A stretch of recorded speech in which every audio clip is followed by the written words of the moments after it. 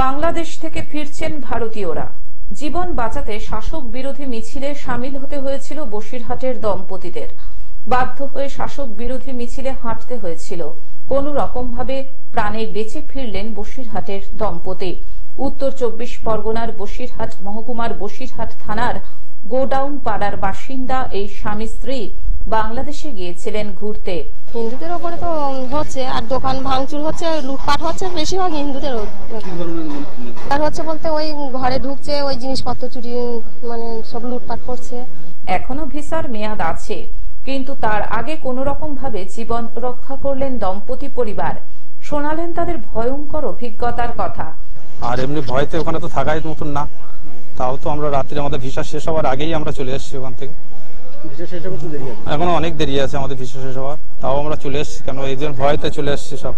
তারা বলছেন, রাতের অন্ধকারে যেভাবে লুটপাট, ভাঙচুর, অগ্নিসংযোগ, মারধর, খুন, জখম দেখলেন, তাতে সারা শরীর তাদের শিউরে উঠছে।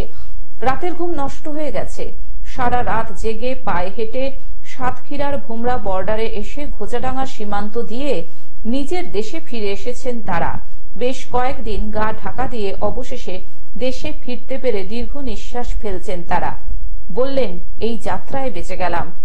ইভেন ট্রাফিক পর্যন্ত ছাত্ররা নিয়ন্ত্রণ করতেছে। পথেঘাট, আমি তো এখন আসলাম আমার সাতক্ষীরা থেকে, পথেঘাটে কোনো পুলিশ নেই, শুধুমাত্র ইমিগ্রেশনে পুলিশ আছে, তাছাড়া কোথাও কোনো পুলিশ নেই। মানে বাংলাদেশের পরিস্থিতি একটা থমথমে অবস্থা বিরাজ করছে। কোনো থানাতে কোনো পুলিশ নাই, কোনো রাস্তাঘাটেও পুলিশ নাই।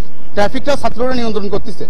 বর্তমান যে বাংলাদেশের ট্রাফিক ব্যবস্থা, এটাও ছাত্ররা নিয়ন্ত্রণ করতেছে। এবং কোনো থানাতে কোনো পুলিশ নাই।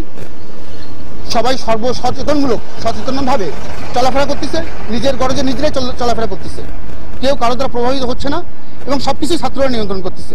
বসিরহাট থেকে শ্যাম বিশ্বাসের রিপোর্ট, গ্লোব নিউজ। এখন থেকে গ্লোব টিভি দেখুন আপনার স্মার্টফোনেও। গুগল প্লে স্টোর অথবা অ্যাপল স্টোর থেকে ডাউনলোড করুন গ্লোব টিভি লাইভ অ্যাপ। এছাড়াও জিও টিভি অ্যাপ থেকেও দেখুন গ্লোব টিভি লাইভ।